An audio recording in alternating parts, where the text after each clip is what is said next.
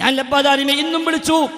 അദ്ദേഹത്തോട് ഞാൻ ചോദിച്ചു, താങ്കളുടെ പേരിൽ പല ക്ലിപ്പും ഇറങ്ങുന്നുവല്ലോ, യഥാർത്ഥം എന്താ?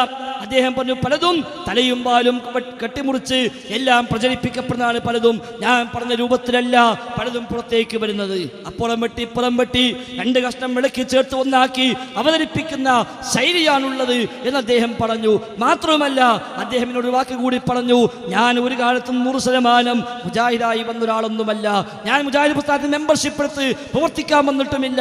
തൗഹീദ് മനസ്സിലാക്കി ആ തൗഹീദിന്റെ വഴിയിലേക്ക് ഞാൻ മാറി വന്നപ്പോൾ എനിക്ക് ഈ തൗഹീദ് പറയാൻ പറ്റാവുന്ന, അതിന് സാഹചര്യം ഒരുക്കുന്ന, അതിനെനിക്ക് പറ്റാവുന്ന ഒരു പ്രസ്ഥാനം കേരളത്തിൽ ഉണ്ടോ എന്ന് ഞാൻ അന്വേഷിച്ചു. അങ്ങനെയാണ് മുജാഹിദ് പ്രസ്ഥാനത്തെ ഞാൻ കണ്ടെത്തിയത്. അപ്പോൾ എനിക്ക് തൗഹീദ് പറയാൻ ഒരു വേദി മുജാഹിദ് പ്രസ്ഥാനത്തിന്റെ പേരിൽ കിട്ടുമെന്നായപ്പോൾ ഞാൻ അവിടെ തൗഹീദ് പറഞ്ഞു എന്നല്ലാതെ മുജാഹിദ് പ്രസ്ഥാനം പറഞ്ഞ എല്ലാ അഭിപ്രായം അതേ രൂപത്തിൽ സ്വീകരിച്ച ഒരാളൊന്നുമല്ല ഞാൻ. അതുകൊണ്ട് എൻ്റെ എല്ലാ അഭിപ്രായവും മുജാഹിദ് പ്രസ്ഥാനത്തിന്റെ പേരിൽ കെട്ടിവെക്കേണ്ട കാര്യവുമില്ല. ഞാൻ വല്ലതും പറഞ്ഞാൽ നിങ്ങൾക്കത് പ്രമാണവിരുദ്ധമായി തോന്നുന്നുവെങ്കിൽ നിങ്ങൾക്ക് തുറന്നു പറയാം, ഞങ്ങൾക്കത് ബാധകമല്ല, ഞങ്ങൾക്ക് സ്വീകാര്യമല്ല എന്ന് നിങ്ങൾക്ക് പറയാമെന്ന് ഇന്നും അദ്ദേഹം എന്നോട് പറഞ്ഞു. ഞാൻ വിളിച്ചപ്പോൾ നമ്മുടെ നിലപാടതാ. അത് ലബ്ബാദാരിക്കും മാത്രമല്ല, ഈ പറഞ്ഞ എനിക്കും ബാധകമാണ്. ഈ കരുവമ്പോയിലും ഈ അനസ് മൗലവിയും ഈ കായക്കൊടിയും ഒക്കെ അഭിപ്രായം മാറ്റിയ പോലെ ഇനി നാളെ വന്ന് ഞാൻ പറഞ്ഞാലോ ജിന്നും മലക്ക് അബോധികം തന്നെയാണ് എന്ന് ഞാൻ പറഞ്ഞാലോ ഇതേ നിലപാടാ മുജാഹിദുകൾക്കുള്ളത്. ഫൈസൽ മുസ്ലിയാരല്ലേ നമ്മളെ കൂടെ ഇന്നലെ വരെ ഉണ്ടായാളല്ലേ, നമ്മളെന്താ ചെയ്യാ? ഇല്ല, നോക്കേണ്ട കാര്യമില്ല. ആ വിഷയത്തിൽ അദ്ദേഹത്തെ തെറ്റുപറ്റി എന്ന് പറയാൻ ഒരു പ്രയാസവും നമുക്കാർക്കും ആവശ്യമില്ല. അതല്ലേ മുജാഹിദും അല്ലാത്ത നമ്മളെ വ്യത്യാസം. മാത്രമല്ല, നാരിയാസ്രാത്ത് ലബ്ബാദാരിമി എന്ന ആദ്യമായി ഇത് പറഞ്ഞത്. ലബ്ബാദാരിമി നാരിയാസ്രാത്തിന് അദ്ദേഹം ഇപ്പോൾ പറഞ്ഞ ആ ഒരു ശൈലിയിൽ അദ്ദേഹം ഇത് പറഞ്ഞതെന്ന 2010. അതുകൊണ്ട് അത് പിഴച്ചവാദമാണെങ്കിൽ ആ പിഴച്ചവാദമുള്ള അദ്ദേഹത്തെ അന്ന് പേറി നടന്നതിന്റെ ഉത്തരവാദിത്തം നമുക്ക് മാത്രമാണോ? അല്ല, ഒന്നാമതായി KNM എന്ന നമ്മളടക്കമുള്ള ആ സംവിധാനത്തിനല്ലേ, ആ സംഘടനക്കല്ലേ. പണ്ഡിത സംഗമത്തിന് TP അബ്ദുൽ ഖായ മദനിയല്ലേ ഉദ്ഘാടനം ചെയ്തത്?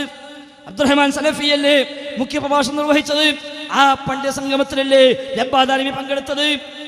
അപ്പോൾ 2010 അദ്ദേഹം അത് പറഞ്ഞതിന് അതിൽ എല്ലാവർക്കും കൂട്ടുത്തരവാദിത്തമുണ്ടെങ്കിൽ ഇപ്പോൾ വിവാദമുണ്ടായപ്പോൾ അദ്ദേഹത്തെ പോയി സ്വാധീനിക്കാൻ ശ്രമിച്ച്, കൂടെ നിർത്താൻ ശ്രമിച്ച് എറണാകുളം ജില്ലയിലെ ഉത്തരവാദപ്പെട്ട പല ആളുകളും അദ്ദേഹത്തെ ചെന്ന് കണ്ട്, ഇല്ല ഞാൻ ഈ വിവാദങ്ങൾക്കില്ല, ഞാൻ ആ വഴിക്കില്ല എന്ന് പറഞ്ഞ് അദ്ദേഹം മാറി നിന്നപ്പോൾ അദ്ദേഹത്തെ കൂടെ കിട്ടുന്നില്ല എന്ന് മനസ്സിലായപ്പോൾ അദ്ദേഹത്തെ ക്രൂശിക്കാനാ ഇപ്പൊ ശ്രമം. നമ്മെ സംബന്ധിച്ച് ആര് കൂടെ നിന്നു ആര് കൂടെ നിന്നില്ല എന്ന് പ്രശ്നമേ അല്ല. ചൊയ്ലി അബ്ദുള്ള മൗലവി തൗഹീദ് മനസ്സിലാക്കി മുജാഹിദ് പ്രസ്ഥാനത്തിലേക്ക് വന്നു. നമ്മൾ ആരും ഒരു കാലത്തും അയാൾ ഞങ്ങളാണ് എന്ന് പറഞ്ഞ് നമ്മളും കൊണ്ടുവന്നിട്ടില്ല, അല്ലാത്തവരും കൊണ്ടുവന്നിട്ടില്ല. വേദി കിട്ടിയാൽ അദ്ദേഹം പ്രസംഗിക്കുന്നു, അദ്ദേഹം മനസ്സിലാക്കിയ കാര്യങ്ങൾ അദ്ദേഹം പ്രഖ്യാപിക്കുന്നു. അബദ്ധമുണ്ടോ നമ്മൾ ശ്രദ്ധയിൽപ്പെടുത്തുന്നു. മൗലവി ആ പദം ശരിയല്ല കേട്ടോ, ഇങ്ങനെ ഹദീസുണ്ട്, ഇങ്ങനെ ആയത്തുണ്ട്, അല്ലെങ്കിൽ ആ ആയത്തിന് ഇങ്ങനെ വ്യാഖ്യാനമുണ്ട്, തഫ്സീറിൽ ഇങ്ങനെയാ ഉള്ളത്, നിങ്ങൾ ആ പദം ശരിയല്ല എന്ന് നമ്മൾ അദ്ദേഹത്തെ ഓർമ്മപ്പെടുത്തും. തിരുത്തുന്നില്ലേ? ശരി, അദ്ദേഹത്തെ വഴിക്ക് പോകാമെന്ന് നമ്മൾ പറയും. അല്ലാതെ അദ്ദേഹത്തിന് മെമ്പർഷിപ്പ് എടുത്ത് നമ്മളൊരു സ്ഥാനം നൽകി ഞങ്ങളാളാന്ന് പറഞ്ഞ് ഞങ്ങൾ കൊണ്ടെടുക്കുന്നുണ്ടോ? ഇവർ കൊണ്ടെടുക്കുന്നുണ്ടോ? ഇല്ല. എന്നാൽ ഇവർ സ്റ്റേജിലും പ്രസംഗിപ്പിക്കുന്നു, നമ്മളും പ്രസംഗിപ്പിക്കുന്നു. അദ്ദേഹത്തിന് സ്വാതന്ത്ര്യമുണ്ട്. അദ്ദേഹം മനസ്സിലാക്കിയ പ്രമാണങ്ങളുടെ സ്ഥാനത്തിൽ അദ്ദേഹത്തിന് ബോധ്യപ്പെട്ട കാര്യങ്ങൾ അദ്ദേഹത്തിന് എവിടെയും പറയാം. അബദ്ധമുണ്ടോ? നമുക്ക് ധാർമ്മികമായി ഇസ്ലാമികമായി നമുക്ക് അദ്ദേഹത്തെ തിരുത്തി കൊടുക്കാം. തിരുത്തിയാൽ അദ്ദേഹത്തിന്റെ ലാഭം, തിരുത്തിയില്ലെങ്കിലോ നമുക്കെന്ത് നഷ്ടം? അത്രയുള്ളൂ ലബ്ബാദാരിമിയുടെ വിഷയത്തിലും, അത്രയുള്ളൂ ഈ ഫൈസൽ മുസ്ലിയാരുടെ വിഷയത്തിലും, അത്രയുള്ളൂ ഏതൊരാളുടെ വിഷയത്തിലും. അല്ലാതെ ആരെങ്കിലും ഒരാൾ പറഞ്ഞാൽ അത് മുജാഹിദീങ്ങളെ മൊത്തം അഭിപ്രായമായി സ്വീകരിക്കുന്ന ശൈലി മുജാഹിദുകൾക്ക് ഒരു കാലത്തുമില്ല. അതേസമയം ഉത്തരവാദിത്വം സ്ഥാനമാനവും എല്ലാമുള്ള തലപ്പത്തിരിക്കുന്ന ആളുകളാകുമ്പോൾ അവിടെ വാക്കുകൾ ശ്രദ്ധിക്കേണ്ടി വരും. അതിൻ്റെ ഒരു ഔദ്യോഗിക സ്വഭാവം നൽകപ്പെടാൻ എപ്പോഴും സാധ്യതയുണ്ട്. എന്നാൽ ലബ്ബാദാരിമി അങ്ങനെ വന്ന ആളുമല്ല. ഞാൻ ഓർക്കുകയാണ്, മുമ്പ് അഹ്സനിമാരുമായി ലബ്ബാദാരിമി സംവാദം നടത്തിയല്ലോ ഇസ്തിഗാസ വിഷയത്തിൽ.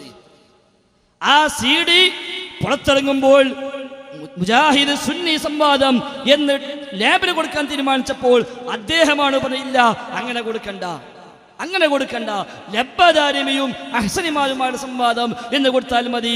കാരണം എൻ്റെ വാക്കിൽ വല്ല അപാകതയും ഉണ്ടെങ്കിൽ അത് മുജാഹിദ് പ്രസ്ഥാനത്തിന് മേലേക്ക് ഒരു ഭാരമായി വരാൻ പാടില്ലല്ലോ എന്ന് അദ്ദേഹം അന്ന് പറഞ്ഞത്. അത് നല്ലൊരു മനസ്സാണ്, അത് നല്ലൊരു മനസ്സാണ്. അദ്ദേഹം ഇന്നും എന്നോട് പറഞ്ഞതാണ്, എൻ്റെ വാക്കിൽ വല്ല അപാകതയും ഉണ്ടെങ്കിൽ അതിൻ്റെ ഭാരം മുജാഹിദ് പ്രസ്ഥാനത്തിന് വരാൻ പാടില്ല, മുജാഹിദിൽ ഒരാളും അതിനെ പേരിൽ പ്രയാസം അനുഭവിക്കാൻ പാടില്ല.